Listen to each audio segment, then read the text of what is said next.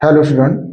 देखिए हमने आपको सेट वन और सेट टू आपको कंप्लीट करा दिए हैं। अब हम लेके आए सेट थ्री को। अब सेट थ्री में कि जो हमारे बहुपकली प्रश्न थे वो कंप्लीट हो चुके हैं। अब है हमारे पास क्वेश्चन नंबर एक में जो 6 पार्ट दिए होते हैं उनको सॉल्व करेंगे। तो देखिए पहला क्वेश्चन है, कह रहा है सिद्ध कीजिए कि 6√3 अपर में संख्या है। देखिए यहाँ पर क्या करेंगे, उल्टा मानेंगे इसका। माना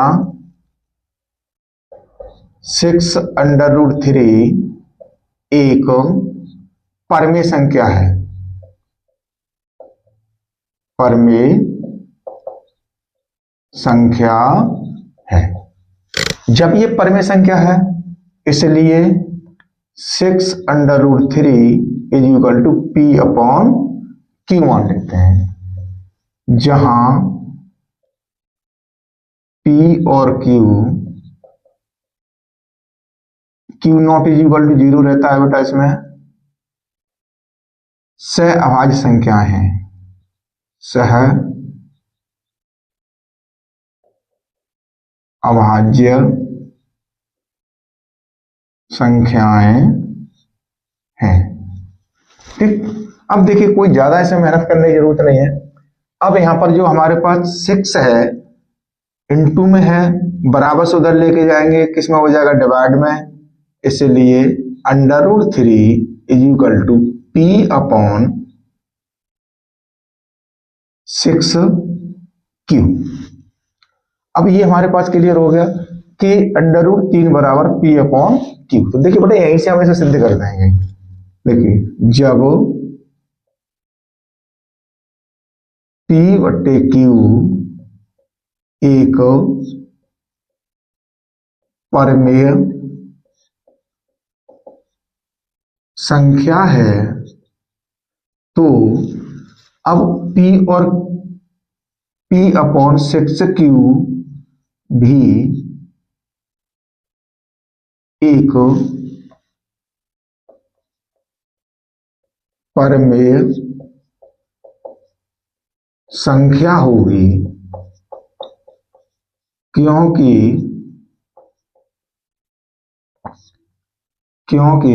P, Q और 6 पूर्णांक हैं। क्या है बेटा, ये पूर्णांक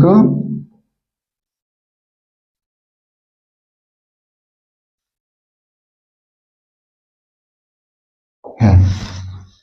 अब देखिए तो अब जब ये परमेय संख्या होगी तो √3 भी परमेय संख्या होगी, क्योंकि ये बराबर में। तो √3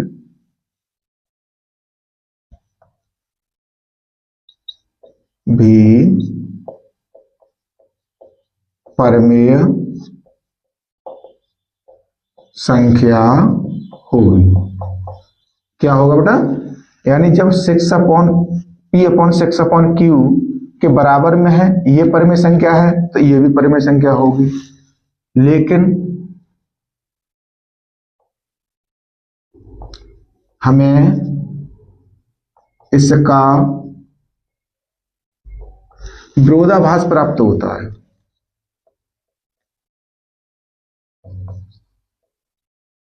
विरोधाभास प्राप्त होता है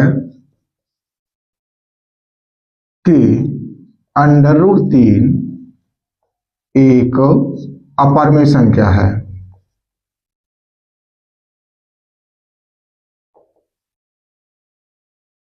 ये कैसी है, अपरमेय संख्या है। अब जब ये परमेय संख्या है तो हमारी कल्पना गलत है।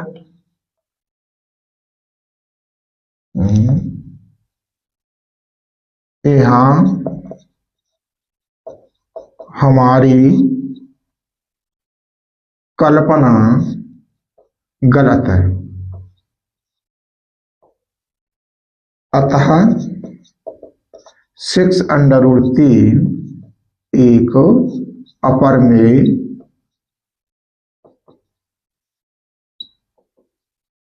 संख्या होगी। ये होगा बेटा यहां पर हमारे पास। यानी हमने क्या किया कि 6√3 is equal to P upon Q, जहां P और Q, Q not is equal to 0 से अभाज्य संख्या हो गई। अब 6 जो था इसको हम बराबर से इधर लेके आए तो ये भाग में आ गया, तो ये पी अपॉन क्यू जो है हमारे पास परिमेय संख्या है, तो पी बट्टे क्यू भी हमारे पास एक परिमेय संख्या होगी, क्योंकि पी क्यू और 6, यहाँ 6 रह गया बेटा, 6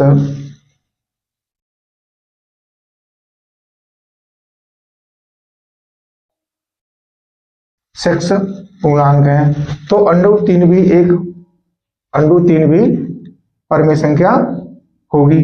लेकिन यह हम इसका विरोधाभास प्राप्त होता है, लेकिन हमें क्या है, विरोधाभास प्राप्त होता है कि √3 एक अपरिमेय संख्या है। यह हमारी कल्पना के, यह हमारी कल्पना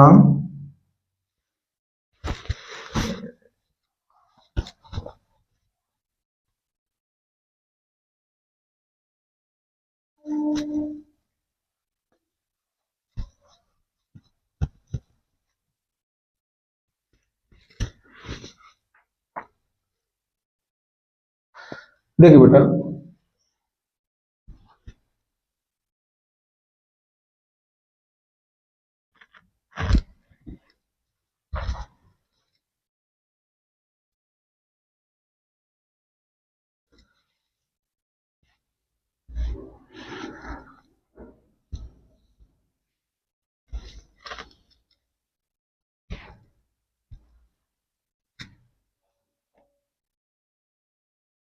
हेलो स्टूडेंट, हमने आपको सेट 1 सेट 2 कंप्लीट करा दिए हैं, सेट 3 के जो बॉबिकली प्रश्न थे वो भी करा दिए हैं। अब हमारे पास नेक्स्ट खंड है उसका क्वेश्चन नंबर 1। क्वेश्चन नंबर 1 में हमारे पास क ख ग घ ङ और च 6 क्वेश्चन दिए होते हैं, जो ये 2-2 नंबर के क्वेश्चन है। तो आज हम इनको सॉल्व करेंगे। तो पहला क्वेश्चन है हमारे पास ये वाला कि सिद्ध कीजिए कि 6√3 एक अपरिमेय संख्या। देखिए फटाफट से ऐसे कर लेते हैं। माना 6√3 एक परिमेय संख्या है, इसका अपोजिट मानते हैं बेटा, परिमेय संख्या है।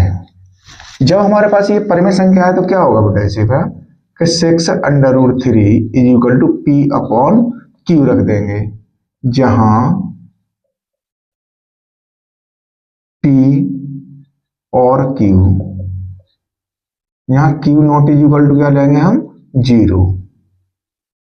सह अभाज्य संख्याएं हैं। ठीक, अब देखिए यहां पर हमारे पास क्या है, 6 है, 6 को हम बराबर से इधर लेके आएंगे, तो √3 is equal to P upon Q, और ये 6 का इसमें क्या लग जाएगा, भाग। तो ये हो गया। अब देखिए यहां पर थ्योरिकल क्वेश्चन होते हैं बेटा, ये थ्योरिकल नहीं होते। देखिए जब पी अपॉन क्यू एक परिमेय संख्या है, तो P अपॉन 6Q भी एक परिमेय संख्या होगी। क्या होगी बेटा, ये एक परिमेय संख्या होगी, लेकिन परिमेय संख्या होगी तो √3 इसके बराबर में है, √3 भी परिमेय संख्या होगी, लेकिन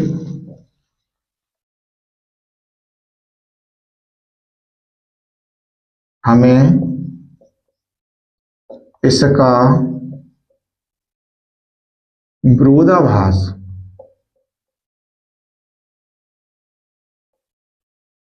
प्राप्त होता है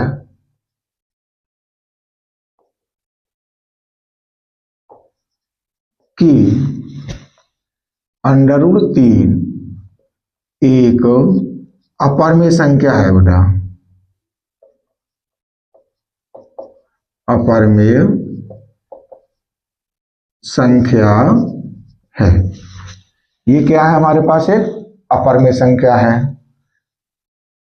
तो परमेय और अपरमेय कभी कैसी हो नहीं सकती, बराबर नहीं हो सकती। यह हमारी कल्पना के विपरीत है। यह हमारी कल्पना के विपरीत है।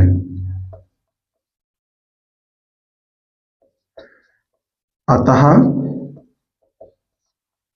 6√3 एक अपरमेय संख्या होगी। ये इसका जो आंसर है वो होगा। अब देखिए क्वेश्चन नंबर, हम चलते हैं 2 की तरफ। इसमें कहता है कि यदि बिंदु Q 0,1 बिंदुओं P 5,-3 और R X, 6 से समदूरस्थ है तो X का मान ज्ञात कीजिए। तो देखिए बेटा, इसको करते हैं फटाफट से।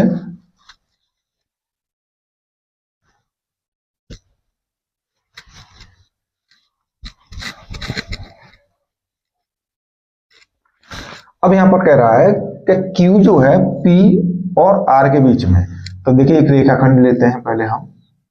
यहां पर लेते हैं P और यहां लेते हैं Q। यहां बीच में ले लेते हैं हम, सॉरी, यहां पर है बेटा हमारे पास R। तो R के बिंदु जो है वो दे रखे X, 6। अब यहां पर है Q। तो Q के बिंदु जो दे रखे हैं हमारे को दे रखे हैं 0,1। अब यहां पर क्या कहता है, P के बिंदु दे रखे हैं हमारे को 5, -3। ठीक। अब ये समदूरस्थ है, तो यानी ये वाली दूरी और ये वाली दूरी इक्वल होगी। तो देखो इसमें x1, y1, x2, y2। ठीक। ये हमारे पास क्या दे रखे हैं, बीच के बिंदु में। तो देखिए यहां पर पहले इनकी दूरी निकालेंगे, इन दोनों के बीच की दूरी।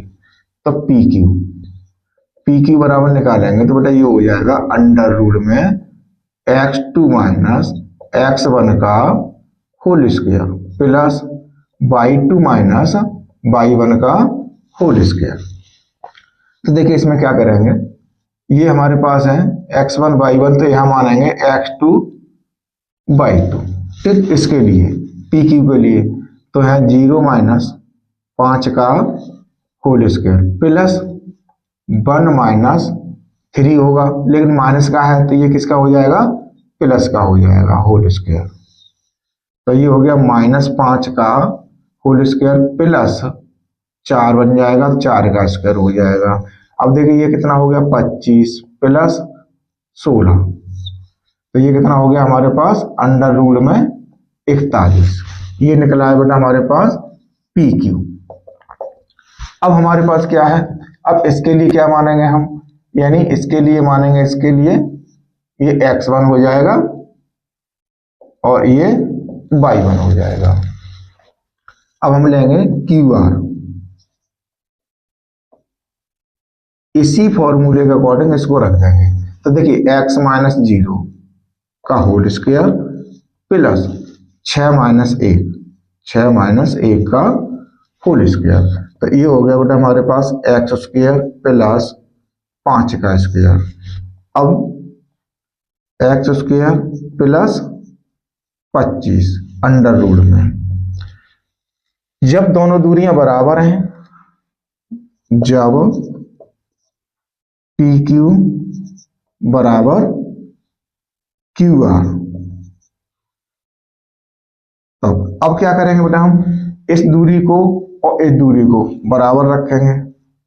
तो देखिए यहां रख देंगे बेटा हम X square plus 25 under root में और बराबर अंडर रूट 41। अब देखिए दोनों पक्षों का क्या करेंगे, वर्ग। दोनों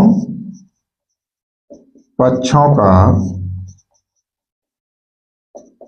वर्ग करने पर, वर्ग कर दिया। जब वर्ग करेंगे तो बेटा इसका क्या हटेगा, रूट हट जाएगा। तो X square plus 25 is equal to under root, जो 41 था वो 41 हो जाएगा। अब एक्स स्क्वायर की वैल्यू निकालेंगे तो 41 माइनस 25, तो X square is equal to कितना बच गया बेटा हमारे पास, यहाँ से ढाई ले 11, 11 में तो 5 जाएंगे, 6 बचेंगे, यहाँ रह गए 3, 3 में 2 गए 1। अब देखिए एक्स की वैल्यू अगर जब हम निकालेंगे तो प्लस माइनस में अंडर रूट कितना आ जाएगा बेटा 16, तो यानी एक्स बराबर क्या आ गया प्लस माइनस 16 का वर्गमूल लेते हैं तो कितना होता है 4, यानी एक्स का मान जो है प्लस माइनस अंडर रूट वो सॉरी प्लस माइनस 4 आ जाएगा। तो देखिए ये वाला जो क्वेश्चन था वो भी हमारे पास क्लियर हो जाता है। यही पूछा गया था इसमें कि एक्स का मान ज्ञात कीजिए, तो एक्स के मान हमारे पास दो होंगे, एक प्लस में आता है और एक माइनस में आता है, क्यों प्लस माइनस है ये। अब देखिए बेटा नेक्स्ट क्वेश्चन के लिए,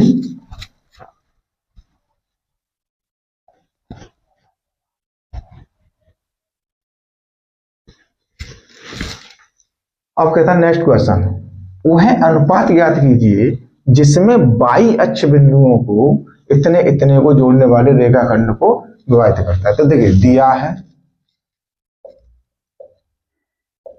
बिंदु,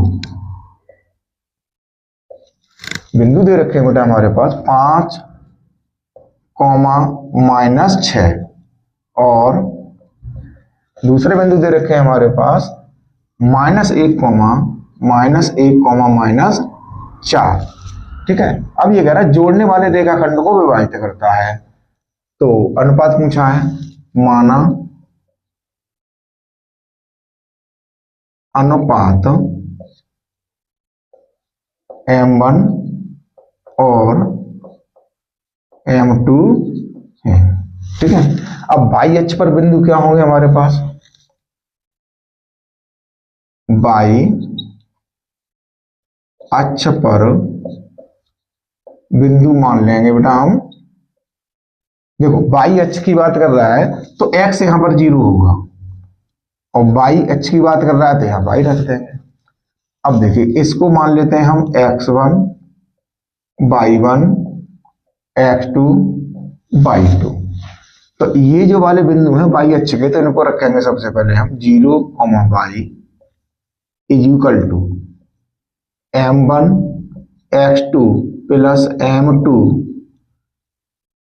x1 upon M1 plus M2, comma M1 y2 plus M2 y1 बट्टे M1 प्लस M2। ये हो गए बेटा हमारे पास फॉर्मूले के अकॉर्डिंग। अब देखिए हम हमारे पास क्या दे रखा है, यहाँ एक्स अक्ष 0 दे रखा है, तो 0 है बाई अक्ष पर x, तो इसी को ले लेंगे, इन दोनों को उठा लेंगे हम यहाँ से 0 बराबर, अब M1 की वैल्यू क्या है बेटा हमारे पास, M1 ही है, इंटू अब x2 का मान क्या है हमारे पास -1, तो -1 रखेंगे, प्लस अब M2 इंटू अब x1 क्या है हमारे पास 5 है, बट्टे में M1 प्लस M2। अब देखिए इसका करेंगे क्या, क्रॉस मल्टीप्लाई गुणा, इसके नीचे एक माने क्रॉस मल्टीप्लाई क्या कर देंगे हम, गुणा कर देंगे। तो बेटा ये हो गया हमारे पास, इसका इसमें गुणा करेंगे तो -1 M1 plus 5 M2 is equal to 0, ये हो गया। अब देखिए इधर M1 है, 5 M2 को उधर लेके जाएंगे, M1 is equal to minus का 5 M2, तो माइनस से ये माइनस कैंसिल हो गया, M2 को इसके नीचे लेके आओ क्योंकि अनुपात पूछा गया है, M1 बट्टे M2 इज इक्वल टू 5 बट्टे 1 हो जाएगा। अब अनुपात की बात कर रहा है तो M1 अनुपात M2 इज इक्वल टू 5 अनुपात 1, यानी जो बट्टे में होता है बेटा वो क्या होता है, अनुपात होता है। यही इसने पूछा था हमारे को, तो वो हमने यहां से क्लियर कर दिया, यानी ये ग वाला क्वेश्चन था वो क्लियर हो जाता है। अब देखिए नेक्स्ट क्वेश्चन, बेटा मैथ के साथ अगर खेलना सीख गए तो मैथ आसानी से होता रहेगा, मैथ कभी किया नहीं जाता, इसके साथ खेला जाता है। देखिए सिद्ध कीजिए कि दिया है, लिखेंगे इसमें दे रखा है बेटा अंडर रूट में 1 माइनस कॉस थीटा अपॉन में 1 plus cos theta is equal to cosec theta minus cot theta. अब देखिए यहां पर क्या करना है, हमें LHS उठाना है बेटा, क्योंकि ये सिद्ध करने वाला है। LHS लेने पर यहां से LHS ले लेंगे तो ये दे रखा है हमारे को 1 minus cos theta upon 1 plus cos theta. अब देखिए क्या करेंगे बेटा, हम इसमें यहाँ मल्टीप्लाई करेंगे, नीचे क्या है हमारे पास प्लस है 1 प्लस कॉस थीटा, तो यहाँ क्या करेंगे हम 1 माइनस कॉस थीटा से अंश और हर में मल्टीप्लाई कर देंगे, ठीक है, cos theta.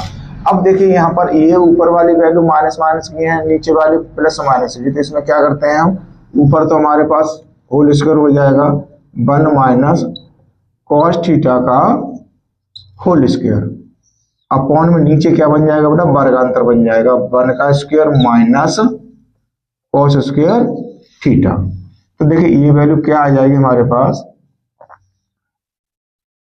1 minus cos theta का होल स्क्वायर बन जाएगा और नीचे क्या बन गया हमारे पास 1 माइनस कॉस स्क्वायर थीटा। अब ये सर्वसमगा से इसका वैल्यू लगा देंगे, तो देखिए ऊपर 1 माइनस कॉस थीटा का होल स्क्वायर अपॉन में नीचे बन गया बेटा हमारे पास साइन स्क्वायर थीटा। अब इस पे भी स्क्वायर है, इस पे भी स्क्वायर है, तो 1 minus cos theta upon sine theta, एक पूरे का होल स्क्वायर कर देंगे और इस पर लगाएंगे रूट। तो देखिए स्क्वायर से ये रूट कैंसिल हो जाएगा, तो क्या बचेगा हमारे पास 1 माइनस कॉस थीटा बट्टे साइन थीटा।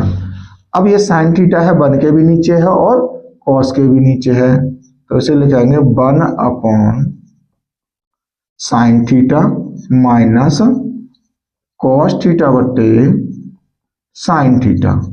अब देखिए ये 1 अपॉन साइन किसका फॉर्मूला होता है, कोसेक का होता है, कोसेक थीटा माइनस, और कॉस बट्टे साइन किसका होता है, कॉट का होता है।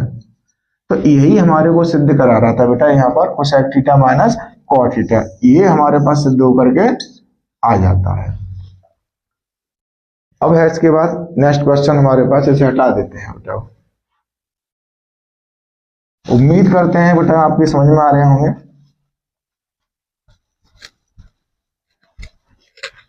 अब नेक्स्ट क्वेश्चन क्या कहता है कि त्रिज्या 14 सेंटीमीटर वाले एक वृत्त की एक जीवा केंद्र पर 120 अंश कोण अंतरित करती है, संगत वृत्तखंड का क्षेत्रफल ज्ञात कीजिए। तो देखिए बेटा यहां पर एक वृत्त है,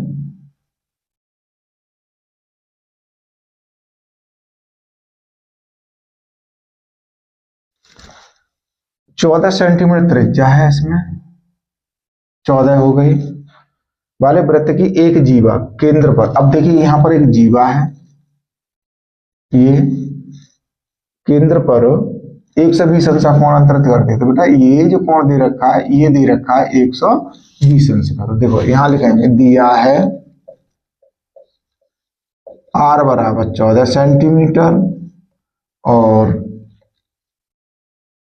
ये ओ डाल लो यहाँ a और b, थीटा बराबर जो दे रखा है ये 120 अंश का दे रखा है, और ए भी जो जीवा है ये दे रखे बेटा हमारे को, दिए ना क्या, नहीं बेटा ये जीवा केवल केंद्र पर। अब पूछा क्या गया है, ये पूछा गया है हमारे को, इसका क्षेत्रफल निकालना है हमें, ठीक है। अब इसने क्या कहा कि अंतरित करती है संगत वृत्तखंड का क्षेत्रफल। देखिए बेटा यहां पर क्या लिखेंगे, संगत वृत्तखंड का क्षेत्रफल। तो संगत वृत्तखंड के क्षेत्रफल के लिए क्या लिखेंगे बेटा हम, त्रिज्य खंड का क्षेत्रफल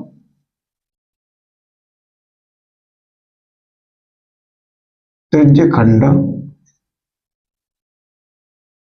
का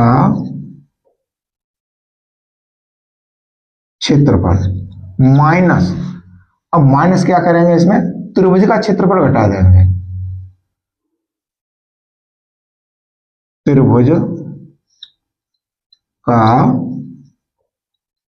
क्षेत्रफल इसमें से घट जाएगा, तो ये हमारे पास निकल जाएगा। अब देखिए त्रिज्यखंड का क्षेत्रफल क्या होगा बेटा, यहाँ पर त्रिज्यखंड का क्षेत्रफल हो जाएगा हमारे पास theta upon 360 into pi R square minus, अब त्रिभुज का क्षेत्रफल क्या होगा, 1/2 आर स्क्वायर साइन थीटा।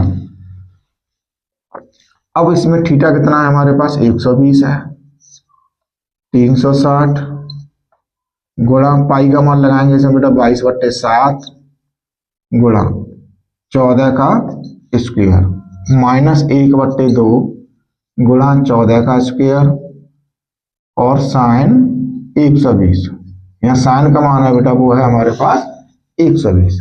अब देखिए यहाँ पर 120 से तो हम इसे काट देंगे 3 बार, तो ये हो जाएगा 1/3 गुणा 22/7 गुणा, अब ये पावर है इसको अलग कर देंगे 14 गुणा 14 माइनस 1/2, इसको भी कर देंगे 14 गुणा 14 साइन। अब देखिए यहाँ साइन 120 अंश का मान आपको नहीं पता है, तो हम साइन 120 अंश का मान डायरेक्ट यहाँ लगाएंगे, लेकिन हम आपको निकाल के बता रहे हैं। तो देखिए यहाँ पर दे रखा है साइन 120 डिग्री, बेटा ये साइन 120 डिग्री है, तो इसका क्या करेंगे, हम इसे तोड़ लेंगे, साइन 90 + 30, इसको हमने 90 + 30 में तोड़ दिया। अब ये पहले में ही पड़ रहा है, तो 90 पे तोड़ रहे हैं, और ये 90 + 30 पहले दूसरे चतुर्थांश में जा रहा है, दूसरे चतुर्थांश में साइन प्लस का होता है, तो ये हो जाएगा cos 30 अंश। अब cos 30 अंश का जो मान है वो कितना होगा हमारे पास, √3/2, √3/2 होता है।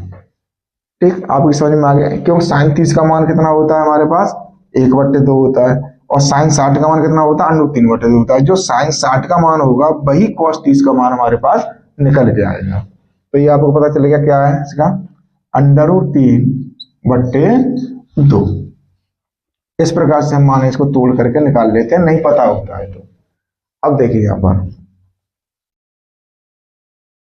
7 से काटते हैं, 7 दूने 14, अब 3 से कोई संख्या हमारे पास नहीं कटेगी, अब 14 का इसमें गुणा करेंगे, 14 दूने 28, 28 के 8, हाथ से लेके बची 2, 14 28 और 2 30 गुणा 2 बट्टे में 3 माइनस, अब देखिए 2 से हम इसको भी काट देंगे 7 बार, और 2 से इसे काट देंगे 7 बार, ये नीचे वाले 2 कैंसिल हो गए हमारे पास। अब ऊपर कितना बच गया, 49, और क्या बच गया हमारे पास, √3। तो देखिए ये कितना होगा, 616 बन जाएगा, अपॉन में 3 माइनस 49 √3, ये हमारे पास वैल्यू यहाँ पर बन के आ गई। अब देखिए इसके नीचे 1 मान लो, तो इसका एलसीएम कितना हो जाएगा बेटा हमारे पास, 3 हो जाएगा, तो 616 माइनस, अब 3 का इसमें हम गुणा कर देंगे, 3 में 27 के 7, हासिल लगी 2, 3 चौक 12 और 2 14 √3। तो यही जो हमारे पास आंसर आया ये वाला, यहाँ लिखेंगे वर्ग सेंटीमीटर, क्योंकि सेंटीमीटर की बात की है, तो यही बेटा हमारे पास आंसर इसका होगा।